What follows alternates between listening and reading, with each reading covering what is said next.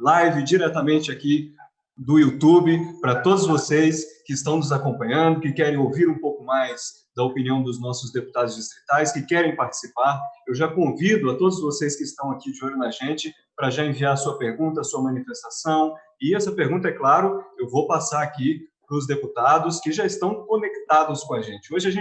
O nosso tema da nossa live de hoje é o retorno às aulas, a volta às aulas. Um tema polêmico, um tema que envolve aí muitas dificuldades, né, por parte de pais, por parte de alunos e de todas as famílias aqui da nossa cidade. Deixa eu dar o meu boa tarde aqui. Começar primeiro com o deputado Chico Vigilante. Deputado, primeira vez aqui na nossa live. Muito boa tarde. Boa tarde, Flávio. E temos hoje também a deputada Júlia Lucy, do Partido Novo, mais uma vez aqui com a gente. Boa tarde, deputada. Oi, boa tarde. Tudo bem? Prazer estar mais uma vez aqui com vocês. Uma boa tarde para todos os nossos espectadores. Bom, e hoje nós temos aí esses dois deputados conectados aqui com a gente e conectados com o assunto.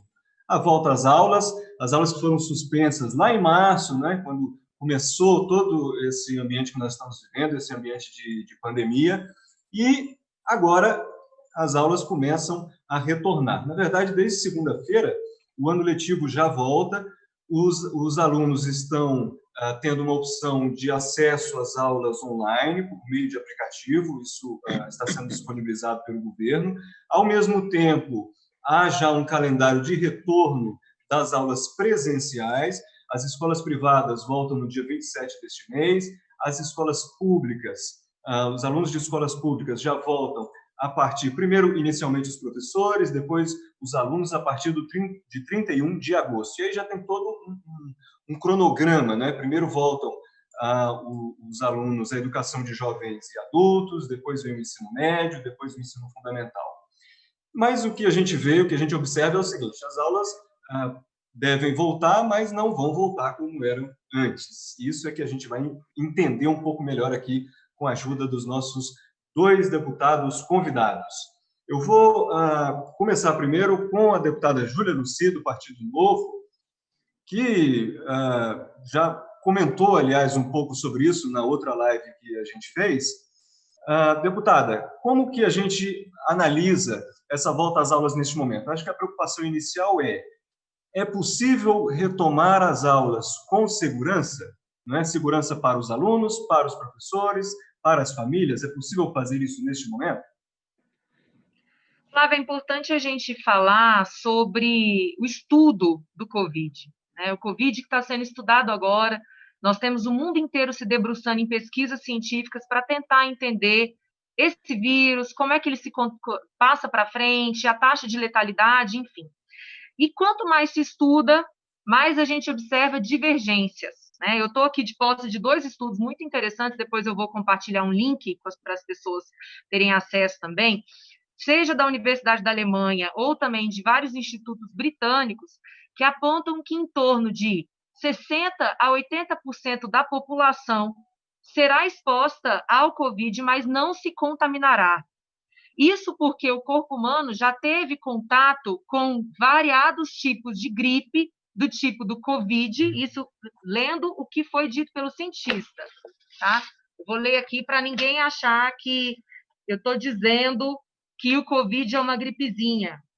Tá? Mas olha só, de acordo com o cientista, renomado cientista britânico, Carl Friston, ele diz o seguinte: é importante ressaltar que detectamos células TCD4+, reativas ao SARS-CoV-2 em 40% a 60% dos indivíduos não expostos, sugerindo o reconhecimento de células T reativas cruzadas em coronavírus circulantes de resfriados comuns e SARS-CoV-2. Então, o que esses estudos estão apontando? Tanto da Universidade Alemã como de alguns institutos britânicos de ciência, que a maior parte da população, tem gente que acha que é 40%, tem outros que é 60%, tem outros que é 80%, dizem que, mesmo sem em contato com a doença, as pessoas já têm uma reação, já têm anticorpos para a doença, porque já estiveram expostos a alguns tipos de coronavírus. E esses estudos, inclusive, foram feitos para exatamente discutir sobre a retomada de aula. Já diz que a reabertura das aulas, a volta às aulas, pode não impulsionar o aumento da doença, a contaminação da doença, e não apenas isso, pode também servir como um freio da doença, considerando que os indivíduos que vão voltar para as aulas são mais jovens, né? Então, nesse momento, essa pergunta que você me fez, é possível voltar com segurança? Nenhum cientista vai ter a resposta correta para você. A verdade é que nós sabemos como evitar o contágio dessa doença, como o uso de máscaras, por exemplo. Eu estou aqui na Câmara Legislativa e estou usando máscara. Já falei também de estudo da Universidade Alemã também, que mostra que o uso de máscara impede a contaminação em 40%. Então, o fato é que é possível voltar à vida com o risco de contaminação, com essa doença espalhada entre nós? Sim, é possível, desde que haja respeito a protocolos muito bem estabelecidos, e esses protocolos podem perfeitamente ser empregados nas escolas também. E é isso que nós já estamos observando, tanto das escolas privadas como na rede pública, a discussão de um protocolo de retomada de aulas, de modo a cuidar dos professores, dos demais funcionários e dos alunos. Muito bem. Como eu falei aqui no começo também, a volta às aulas ela não vai ser da mesma maneira, né? Nós temos aí adaptações, novos protocolos, e vamos ouvir agora, então, do deputado Chico Vigilante. Deputado, essa volta, mesmo com esses novos protocolos, né, de distanciamento, enfim, é possível fazer isso com segurança? Como que você considera a posição, por exemplo, de um pai, de uma mãe, de um aluno? Boa tarde, Flávio. Boa tarde às pessoas que estão aí nos assistindo. Primeiro, eu quero me solidarizar com as 1.023 famílias enlutadas no Distrito Federal nesse momento. Infelizmente, nós acabamos de completar a triste marca de 1.023 pessoas do Distrito Federal mortas aqui. 76.600 contaminados. Né? Isso é mais do que um estádio Mané Garrincha cheio de gente. Eu estava olhando no mundo inteiro como é que se deu. Se você pegar a Holanda, a França, a Itália, a Alemanha, a Austrália, Grécia, não é? As aulas voltaram mais ou menos seguras, dependendo da ação que tinha sido feita do governo no primeiro momento. Né? A verdade é que aqui o governador Ibanez agiu corretamente no início. Não sei porquê, é um fato que ele precisa explicar, por que ele abriu as portas depois. E nós estamos vivendo o pior momento da história do Distrito Federal no que tange a coronavírus, exatamente nesse momento. Portanto, eu pergunto, e aí vamos para as pesquisas feitas aqui, Flávio. Quem está nos assistindo aí teve notícia das pesquisas. A verdade é que a maioria absoluta dos pais e mães de família não querem levar seus filhos para voltar às aulas agora, porque não tem segurança nenhuma. Nós conhecemos como é que estão as salas de aulas, infelizmente, aqui no Distrito Federal. Não tem como montar uma estrutura nesse momento para ter o distanciamento social, a verdade é essa. Não tem como fazer higienização, porque tem escola que falta até água. Né? Você conhece sala de aula? São mal ventiladas, tá certo? São muito apertadas. Portanto, é extremamente difícil falar de isolamento social na maioria das salas de aulas aqui do Distrito Federal.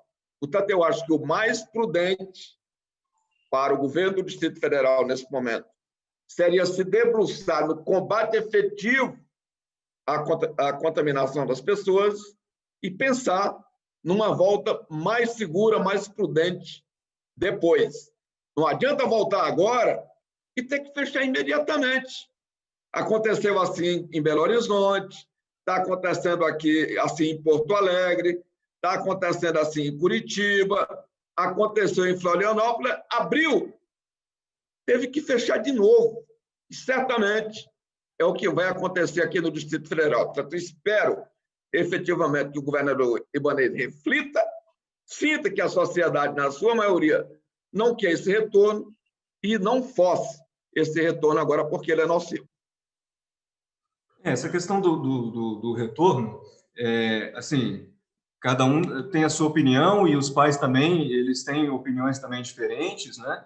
E a gente vai ver, por exemplo, nós estamos observando agora a volta dos restaurantes e bares, mas alguns restaurantes preferiram não abrir mesmo assim. Imagino que com as escolas, mesmo com essa volta às aulas, alguns pais vão dizer, não, eu não quero que meu filho vá à escola. Outros vão dizer, não, eu acho que ele deve ir à escola, porque eu também preciso trabalhar, preciso deixar o menino em algum lugar, etc. Então, deputada Júlia Lucia, a gente vai ver isso acontecer dessa forma, quer dizer, os pais também têm opiniões e sentimentos diferentes em relação a esse tema, né? Sim, na realidade, a gente tem uma pesquisa que foi realizada pelo Sindicato das Escolas Particulares. Essa pesquisa aponta que 79% das famílias dizem que querem que seus filhos voltem às aulas. Então, a gente vê o oposto do que foi dito pelo deputado Chico, certo? A gente não tem uma pesquisa para as escolas públicas. É interessante, é até uma sugestão, a Câmara pode coletar a opinião dos pais e mães de famílias aqui do Distrito Federal que têm os filhos na rede pública, e são eles os contribuintes, são eles que sustentam a rede pública, né? Então, é importante a gente ouvir a opinião deles e o desejo deles. Mas, das escolas privadas, 79% dos pais e mães disseram que querem, sim, a possibilidade de terem os seus filhos na sala de aula de volta. Porque, como você muito bem disse, Flávio, nós temos casos, tanto que o pai, a mãe ou o provedor da família, seja quem for, vai sair de casa e essas crianças precisam ficar em algum lugar. A gente sabe que abandono de incapaz é crime previsto no Estatuto da Criança e do Adolescente. Então, ignorar a necessidade de ter um ambiente seguro para os alunos irem é um absurdo, porque os pais precisam trabalhar, a menos que eles peçam demissão de seus empregos, o que é impossível também, porque as pessoas precisam se alimentar, né? Então, assim, neste momento, o que nós defendemos e sabemos da pluralidade de situações que ocorrem aqui no Distrito Federal, o que nós defendemos é exatamente a liberdade de as famílias escolherem se os seus filhos devem retornar ou não. Inclusive, nós já fizemos um encaminhamento para a Secretaria de Educação, não obrigando o retorno às aulas, a frequência às aulas físicas, para que os alunos sejam certificados no final do ano, certo? Para que o controle de resultados é que seja a forma de você dizer se o aluno deve ser aprovado ou não, mas que a não frequência não seja causa para reprovação, porque exatamente a gente sabe que há famílias que aquela criança convive com o idoso, convive com o avô, convive com a avó, e essa família não vai querer que seu filho se exponha. E nós temos que respeitar. E é por isso que a proposta correta é do modelo híbrido. Híbrido. Porque a família tem condições de decidir se o filho vai ficar em casa, estudando pela internet, como já está sendo provido, tanto na rede pública como na privada, ou se não, ou se ela quer que seu filho retorne às aulas. E aí, gente, nós estamos falando de adultos. Adultos com capacidade de tomar decisões por si, de saberem os riscos que estão correndo, de colocarem na balança e decidirem sobre se vão tomar os riscos ou não. Porque a criança, ela é um sujeito de direito. Criança, direito e adolescente são sujeitos de direito. Nós estamos falando de um ser que precisa de uma série de fatores para continuar vivo, como ver os coleguinhas, por exemplo, como ter contato com os professores, como sair de casa. A gente já passou de 100 dias de isolamento. Então, agora, essa discussão, se vai voltar ou não, ela é inócua, porque, na realidade, a retomada da atividade econômica ela já estava acontecendo, de uma forma clandestina, mas já estava. Então, o prudente é exatamente permitir que as atividades sejam efetivadas, colocar protocolos rígidos e averiguar se esses protocolos estão sendo seguidos ou não. E é óbvio que há casos, como muito bem destacou o deputado Chico, há escolas que não têm a mesma capacidade de organizar um protocolo de segurança. Para essas escolas, aí sim, tem que ser pensado uma outra forma de retomada das aulas. Mas a gente não pode pegar a exceção e tomar como regra. A gente tem que analisar os casos e entender que as exceções têm que ser tratadas como exceção. O que não dá é para a gente continuar com as crianças e os adolescentes abandonados no meio da rua, porque eu que estou, sim, na rua de uma forma segura, diariamente, vejo essa realidade, sobretudo nas cidades satélites, que é onde as crianças mais precisam de escola, até mesmo para se alimentar. Não tem como a gente fechar os olhos para a necessidade da criança, do adolescente e das suas famílias. São situações plurais, situações diferentes, e aí eu passo agora a palavra ao deputado Chico Vigilante. Deputado, como o senhor mesmo comentou, não pode ser uma coisa forçada, mas ao mesmo tempo você tem a questão, a cobrança da presença, você tem um ano letivo a ser cumprido. Eu queria que o senhor trouxesse também um pouco da visão do Sindicato dos Professores, o que os profissionais estão sentindo aí nesse momento. Ô, Flávio, antes eu vou trazer como é que está se dando as coisas no mundo. Bora pegar a Austrália aqui. A Austrália voltou com turmas reduzidas, distanciamento social, limpeza rigorosa durante todo o dia, incluindo superfície, equipamento, lavagem, desinfecção regular das mãos, proibição dos pais entrarem na sala de aula, entrar dentro da escola, entrar na dependência da escola, é proibido o pai entrar na dependência da escola. Proibição de discussões e competições, intervalo de saída escalonados, almoço dentro da sala de aula com comida embalada, uso restrito de instalações sanitárias. Bora olhar como é que se deu na Coreia do Sul, que é exemplo? Algumas medidas.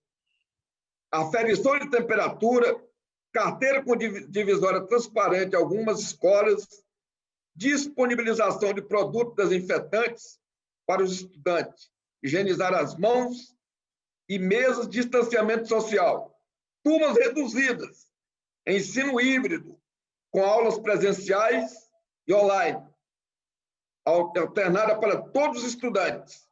Sabe como é que se deu na Europa? Quase todos os países da Europa. Todos os países da Europa só decidiram retornar quando as curvas de morte de infectados estavam fortemente descendentes. Para termos uma ideia, ontem na Espanha tivemos apenas morte por Covid, felizmente, infelizmente ainda morreram 19 pessoas e 13 na Itália. Aqui no Distrito Federal só hoje foram 23. Aqui a gente está subindo a curva.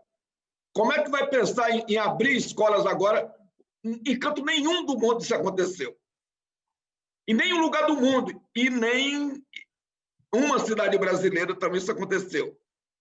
Portanto, Brasília não pode inovar para pior. Mas sala de aula não é depósito de criança.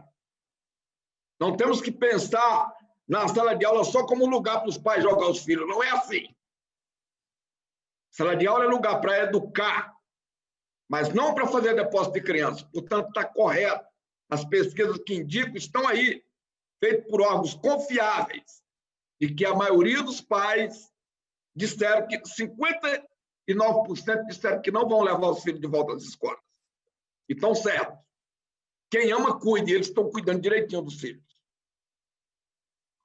Agora, eu queria trazer aqui um outro aspecto dessa discussão, que é a questão da alternância, né? Quer dizer, as aulas vão voltar, mas de uma maneira híbrida, digamos assim, né? Uma parte dos estudantes vai uma semana, na outra semana fica em casa.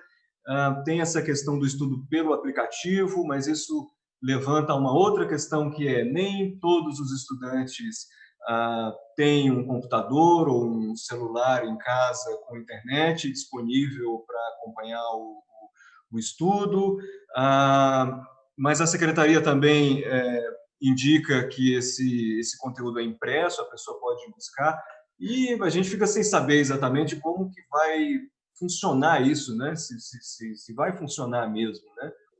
Como é que, deputada Júlia, a senhora enxerga isso? Porque, no fim das contas, o objetivo final é que o aluno aprenda, né? Que o conteúdo seja transmitido. Exatamente. Bom, em primeiro lugar, eu gostaria de ter acesso a essa pesquisa que o deputado Chico falou. Queria saber quem foi que fez, qual foi o órgão e quais os critérios da pesquisa, porque, como eu disse, o Sindicato das Escolas Privadas ele fez uma pesquisa e chegou à conclusão muito oposta disso, que 79% das famílias querem, sim, ter o direito de levarem os seus filhos para a escola. A gente também, eu quero destacar que nós temos dos dados, nós temos 1.023 óbitos aqui no DF, e nós temos 62.159 casos de recuperados.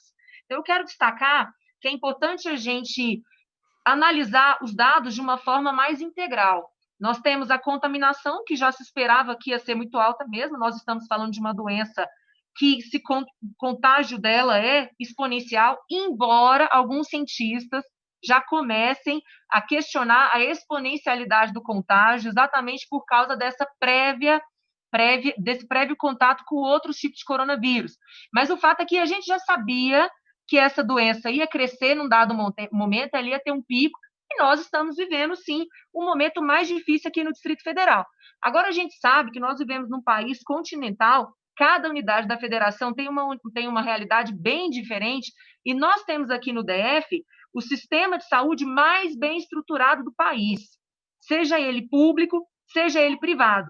Então, isso nos dá condições de adaptar as regras à nossa realidade do Distrito Federal. Tá certo? É importante a gente analisar o que acontece ao nosso redor, com certeza. Agora, a gente precisa entender que a população do Distrito Federal tem que ser olhada dentro das suas características próprias e peculiares. E aí eu quero dizer, por exemplo, Flávio, que nós temos aqui uma realidade privilegiada. A maior parte, os alunos que estão mais em escola privada, quando a gente analisa o país como um todo, é aqui no DF. E aí eu quero trazer alguns dados das escolas privadas para a gente entender a gravidade de continuarmos fechados, tá? Já foram 600 professores demitidos das escolas, 1.000 professores das universidades privadas. Nós já tivemos 5 escolas que fecharam, e de 121 escolas, nós temos 100 escolas que só não fecharam porque estão tendo benefício da medida provisória 936, em que o governo federal paga uma parte da folha de pagamento e a escola, depois, com juros subsidiados, paga esse empréstimo que ela está tomando. Então, agora, é o seguinte, se as escolas privadas, eu vou falar das privadas agora, tá?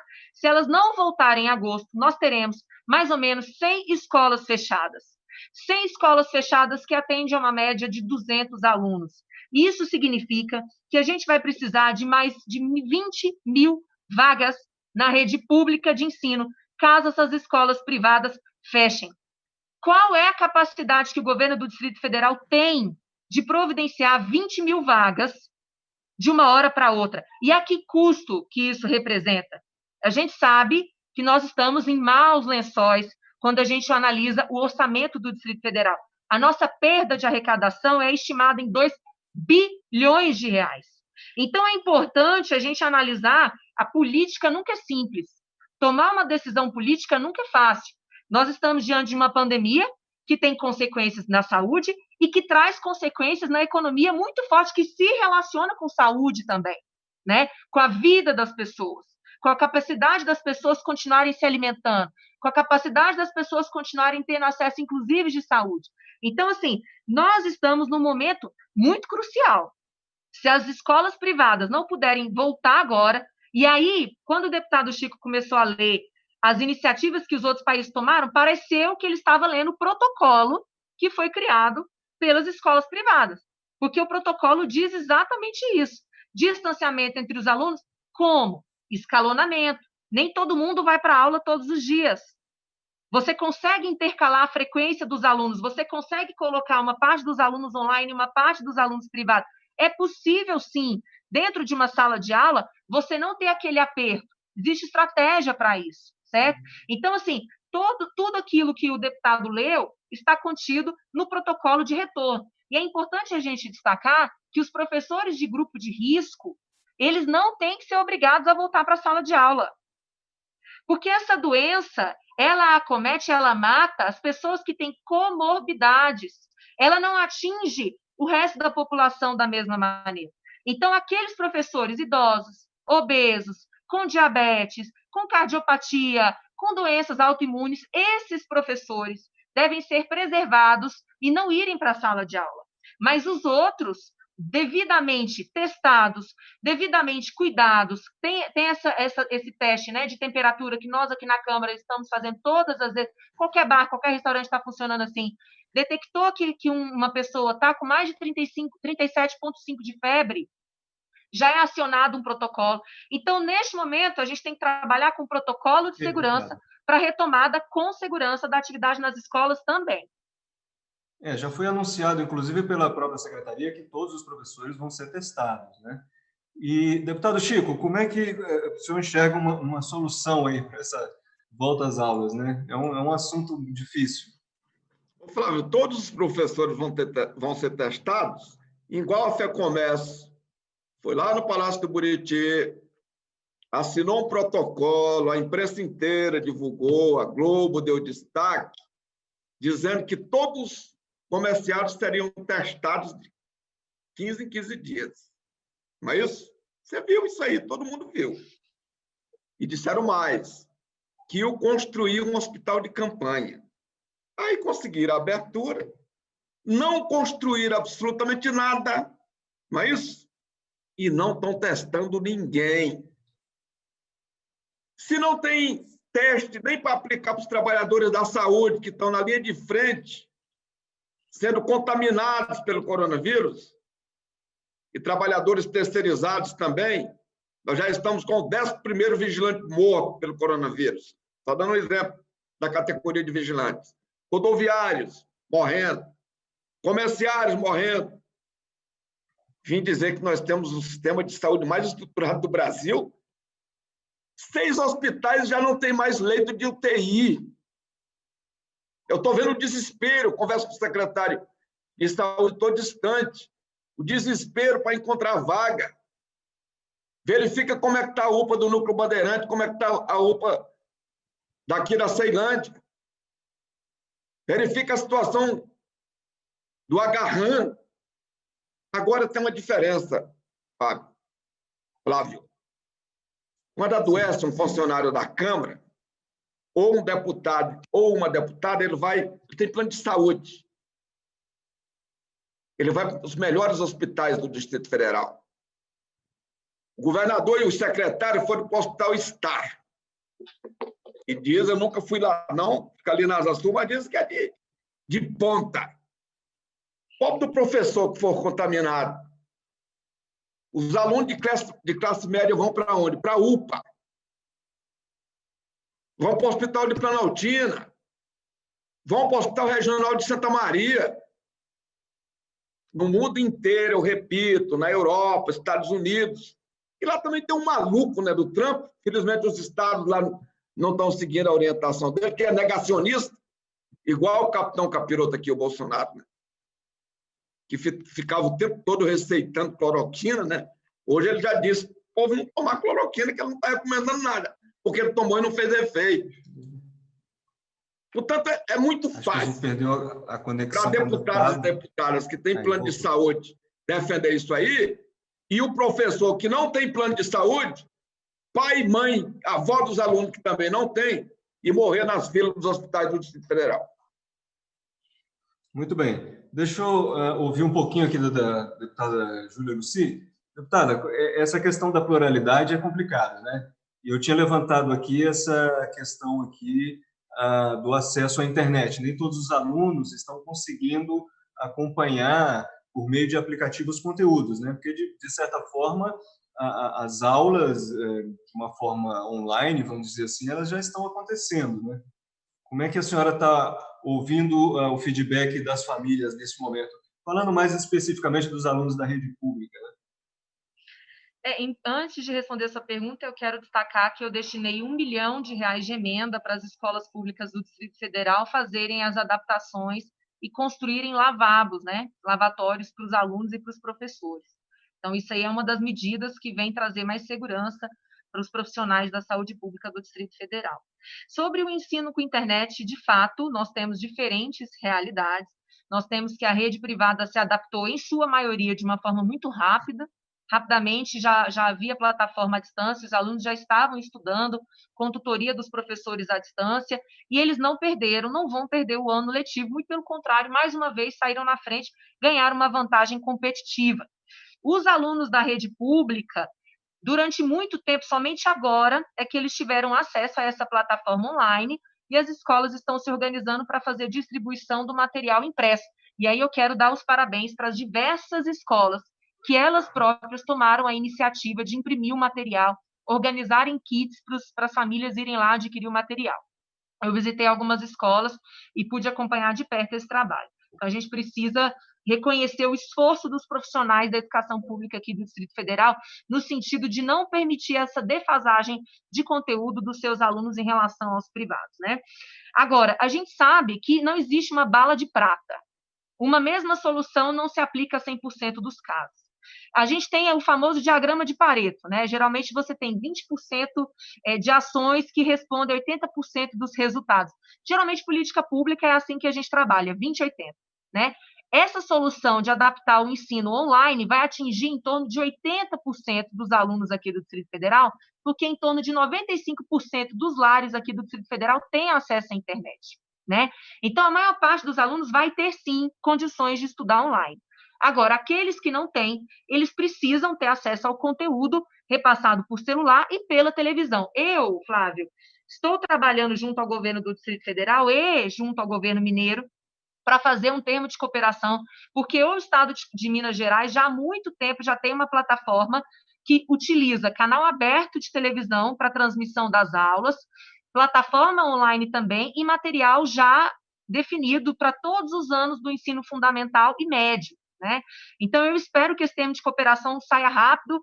Houve a transição aí do secretário João Pedro agora para o secretário Leandro, e a gente ainda está fazendo essa transição desse termo de cooperação que já foi autorizado tanto pelo governador Romeu Zema como também pelo governador Ibanez. Então, é uma tentativa do Estado de Minas se aliar ao Estado do DF e fazer esse compartilhamento de experiência dos professores das duas secretarias, considerando que todo o material foi desenvolvido pelos professores da rede pública de ensino de Minas Gerais. Então, a gente sabe que existe uma dificuldade de algumas famílias, mas o que não dá é para a gente achar que os alunos não estão na rua. Achar que retomar a aula é uma garantia de não contaminação é somente uma pessoa que não está na rua acompanhando a realidade para ver. Porque se a gente sai às ruas, a gente vê as crianças e os adolescentes, deputado Chico, elas estão na rua, elas estão brincando aglomeradas, elas já estão em contato com outras pessoas. Ir para a escola não vai aumentar o risco de exposição à doença, porque elas não estão dentro de casa.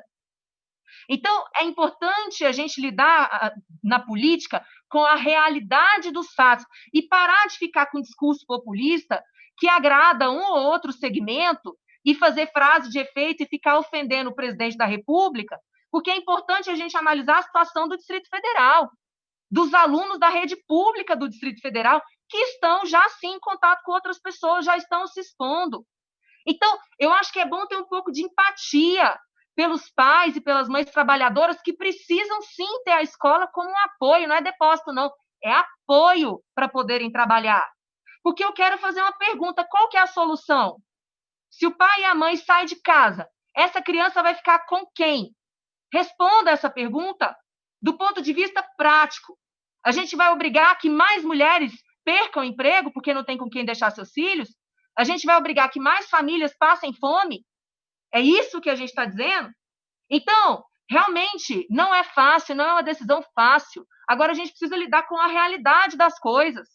As pessoas estão indo para a rua, sim, elas estão se expondo, sim, e é melhor que essas crianças e adolescentes que hoje estão na rua, super vulneráveis a serem aliciadas pelo tráfico, pela prostituição e sofrerem violência, é muito melhor que elas estejam na escola, em contato com seus professores, que estão ali, com certeza, com muita vontade de ajudar essas crianças a terem uma vida melhor. Isso na rede pública e na privada. E só para finalizar, Flávio, eu quero trazer um dado econômico aqui, porque economia é que dá emprego para as pessoas, é o emprego que dá a possibilidade da pessoa se alimentar, tá certo?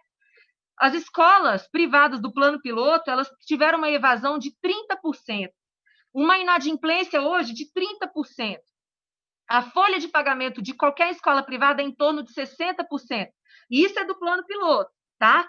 Então, hoje, as do plano piloto, elas estão no 0 a 0. Agora, quando a gente vai para Ceilândia e Taguatinga, sabe qual é a receita que elas estão lidando hoje? Da original? 27%. Como é que uma empresa que tem um custo fixo só de pessoal de 60% da sua receita consegue se manter com 27%? Não existe milagre na matemática. O poder público, ele se endivida, ele dá calote, mas o privado não. Então, vamos ter um pouco de empatia com esses professores que vão perder o seu emprego, com o profissional da limpeza que vai perder o emprego, porque sem fluxo de caixa essas empresas vão fechar. Então, o que eu acho que está faltando é senso de realidade, é empatia e seriedade nesse momento. É isso que eu acho que está faltando. A gente tem que discutir com base em situações reais e concretas. Não é ficar culpando essa as pessoas. Questão para o deputado Chico, já puxando aqui o seu gancho, deputado. Deputado Chico, essa questão da sobrevivência das escolas, do emprego dos professores, como é que a gente equaliza isso aí com uma volta ou não às aulas?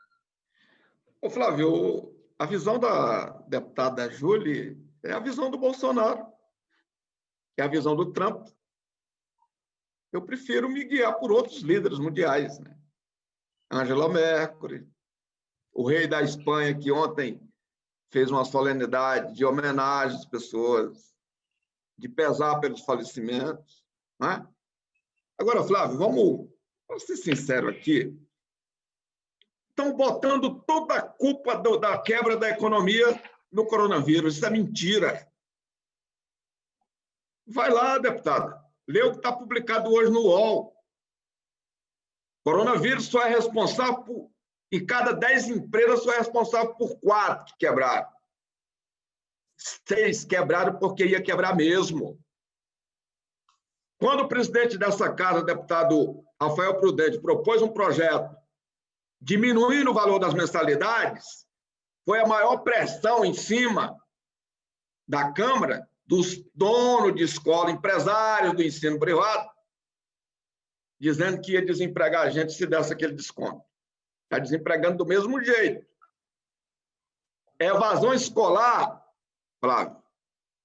Pega os dados da Secretaria do ano de 2019 para 2020, são mais de 25 mil novas vagas que a Secretaria teve que criar, porque a classe média já estava tirando seus filhos das escolas privadas porque ela está arrochada.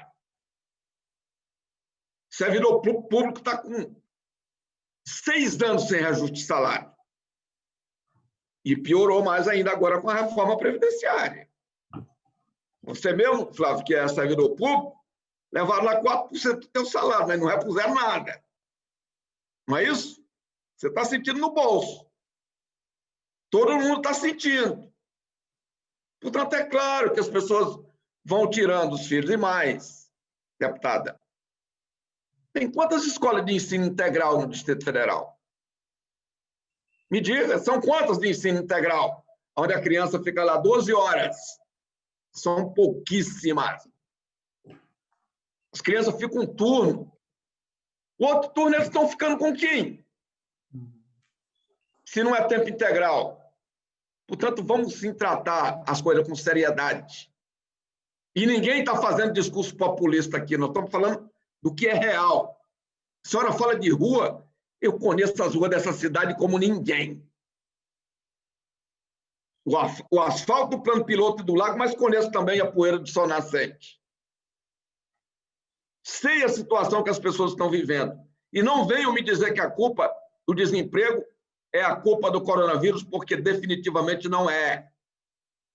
A culpa é uma política desastrada do senhor Paulo Guedes, que fez a reforma trabalhista dizendo que ia gerar emprego. Não geraram um emprego sequer.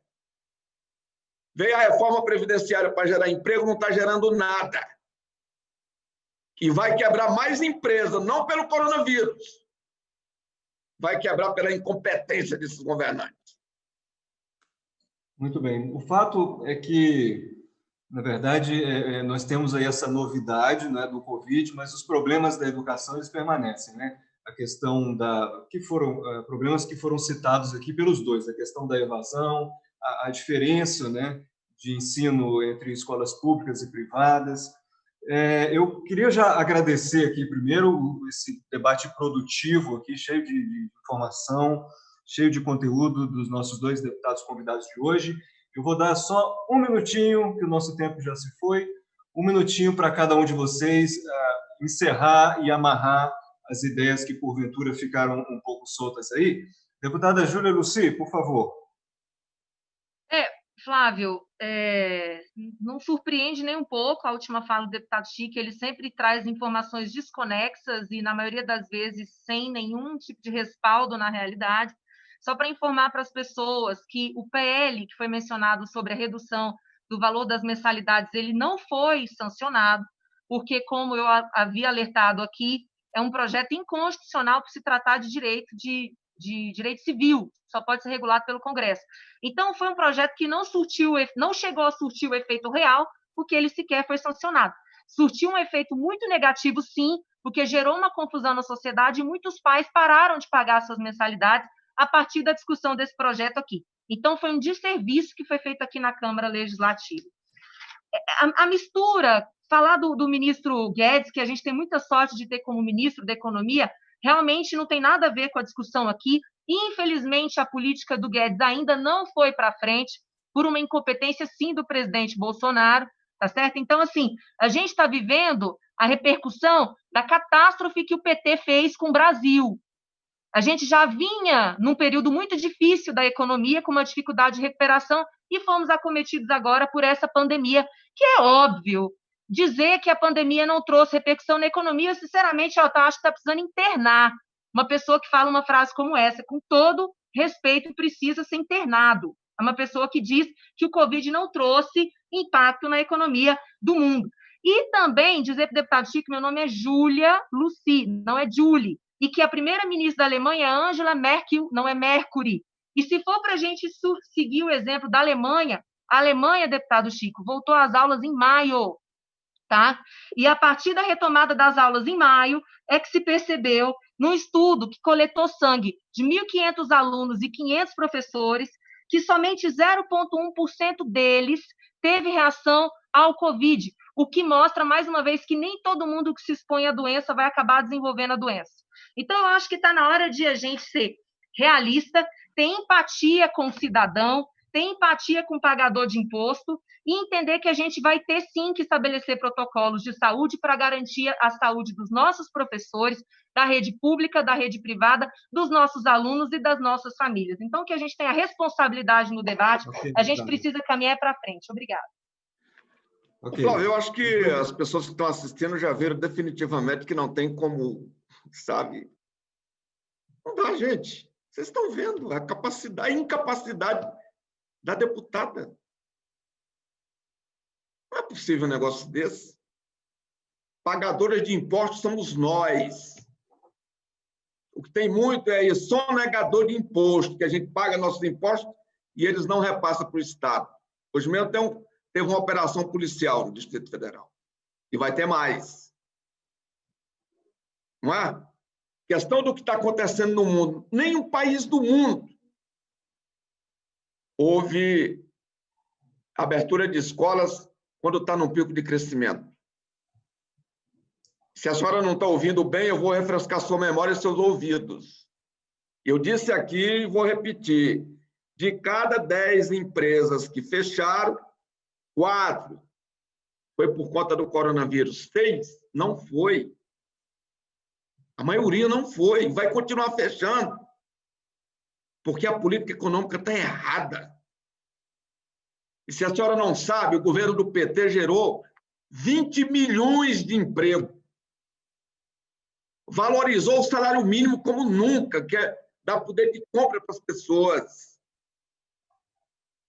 Fez a transposição do Rio São Francisco, investiu na ferrovia Norte-Sul, que estava encalhada há 20 anos. Todo mundo queria vir investir no Brasil, agora ninguém quer mais. Os investidores estão indo embora. Portanto, deputado, eu sou defensor do capital produtivo, não do capital especulativo, que é o que a senhora defende.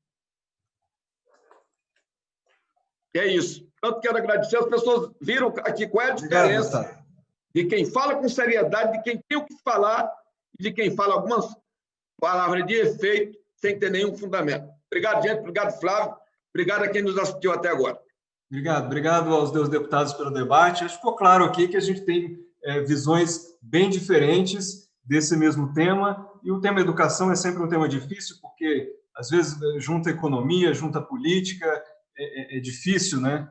A gente trabalhar esse tema, são muitas variáveis em cima ali do que a gente quer, que é uma criança bem cuidada, um adolescente bem cuidado dentro da sala de aula, aprendendo e fazendo aí um país melhor. Eu quero agradecer a todo mundo que nos acompanhou, o pessoal que está assistindo. Lembrando que essa live fica gravada aqui no YouTube, você pode assistir de novo depois, você pode mandar para um amigo, para um parente, você pode ajudar aí a divulgar a palavra, a expressão de cada um dos nossos deputados e acompanhar também o trabalho que está sendo feito na Câmara Legislativa, aqui mesmo pelo YouTube, também no nosso Twitter, no nosso Facebook, no nosso Instagram, no nosso site tem lá também, diariamente, as notícias produzidas pela nossa equipe de jornalistas, que cobre a casa e tudo o que acontece por lá. E a gente se vê numa próxima live. Obrigado mais uma vez, deputado Chico. Obrigada mais uma vez, deputada Júlia. Até uma próxima.